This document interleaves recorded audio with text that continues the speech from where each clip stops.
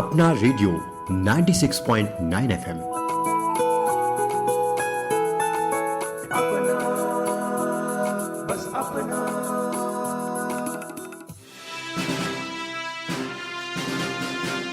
नमस्कार, आप सुन रहे हैं अपना रेडियो 96.9 एफएम का विशेष कार्यक्रम जनजाति गौरव, जिसकी प्रेरणा संस्कृति मंत्रालय, भारत सरकार, इंदिरा गांधी राष्ट्रीय कला केंद्र और अखिल भारतीय वनवासी कल्याण आश्रम के सामूहिक प्रयासों से तैयार की गई पुस्तक जनजाति गौरव से ली गई है। इस पुस्तक के लेखक हैं श्री सच्चिदानंद जोशी और श्री सत्येंद्र सिंह।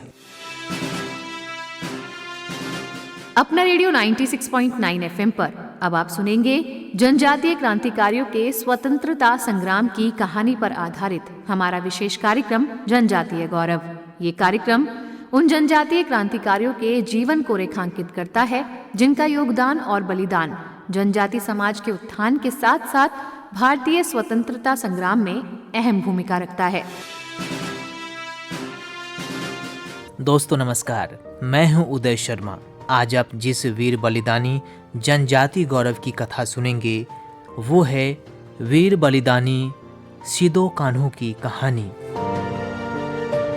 सिदो कान्हू संथाल परगना क्षेत्र के महान योद्धा थे।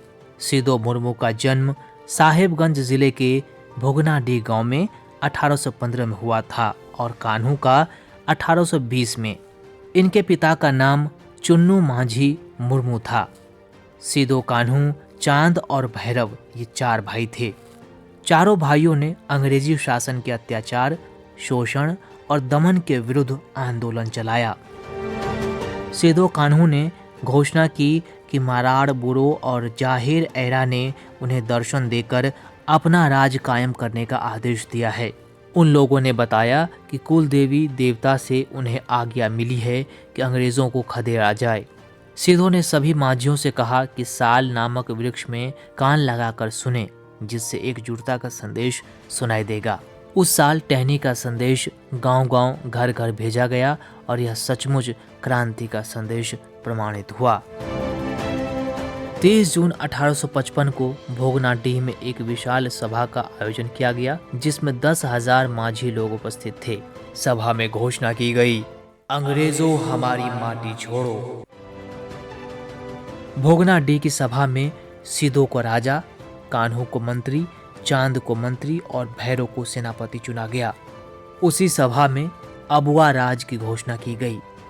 इसी दिन स्वतंत्रता की चिंगारी फूट पड़ी थी। भोगनाडीह के उस सभा के बाद बरहेट के निकट पंचकटिया नामक गांव में दूसरी सभा आयोजित की गई थी।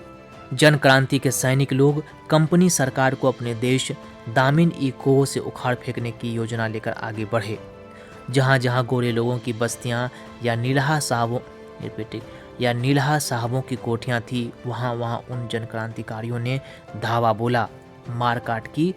उनका नारा था, जमींदार महाजोन पुलिस आ राज रेन आमला को गुजुकमा, यानी जमींदार, महाजन, पुलिस और राज दरबारी सब मर जाएं। सिदो कान्हू का मानना था कि जन क्रांति के सैनिकों की रसद के लिए अपना धन देने में जो भी आनाकानी करेंगे वे देशद्रोही माने जाएंगे। वीरवर सिदो कान्हू के क्रांतिकारी सैनिकों ने फुदकीपुर गांव के गोरों की कोठियों पर हमला करके वहां के गोरे अधिकारियों को मार डाला और साहेबगंज की ओर चल पड़े। अंग्रेज सैन्य अधिकारी के नेतृत्व में 10 जुलाई 1855 को अंग्रेजी सेना की टुकड़ी आंदोलन को दबाने के लिए भेजी गई। सिदो के नेतृत्व में उन्हें पराजित किया, परंतु अंग्रेजों की जवाबी कार्रवाई में संथाल क्रांतिकारी पराजित हुए और उनके सैकड़ों साथी मारे गए। चारों भाई जंगल में चले गए।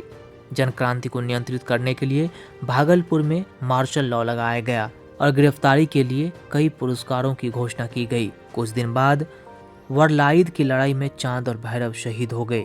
सिदो कान्हू के साथियों की धोखाधड़ी के कारण वे गिरफ्तार कर लिए गए। 26 जुलाई 1856 को उन्हें देशद्रोह के आरोप में फांसी दे दी गई।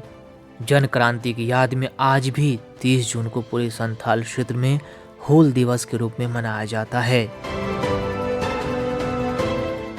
अपना रेडियो 96.9 एफएम पर अभी आप सुन रहे थे विशेष कार्यक्रम जनजाति गौरव। अभी आपने सुनी सिदो कान्हू के अदम्य शौर्य और सर्वोच्च बलिदान की गौरव गाथा। इसकी प्रेरणा संस्कृति मंत्रालय, भारत सरकार, इंदिरा गांधी राष्ट्रीय कला केंद्र और अखिल भारतीय वनवासी कल्याण आश्रम के सामूहिक प्रयासों से तैयार की गई पुस्तक जनजाति गौरव से ली गई है। इस पुस्तक के लेखक हैं श्री सच्चिदानंद जोशी और श्री सत्येंद्र सिंह।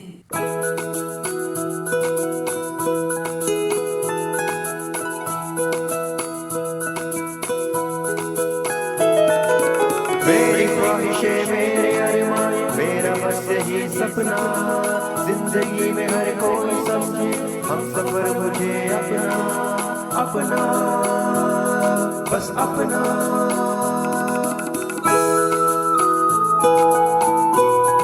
अपना रेडियो 96.9 FM